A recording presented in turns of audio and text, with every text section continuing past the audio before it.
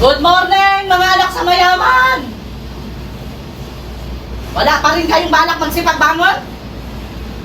Napakasarap talaga ng buhay ninyo. Ganyan! Napakaganda talaga ng estilo ninyo.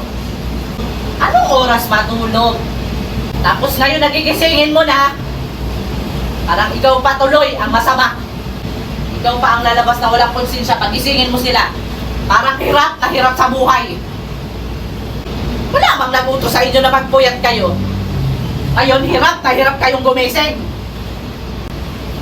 Huwag na kayo magsipagising. Matulog na lang kayo magdamag. Ganyan man ang gusto ninyo. Magbuhay prinsesa, magbuhay prinsipe. Huwag kayong magsipagbangon ngayon. Kaya buhusan ko talaga kayo ng tubig.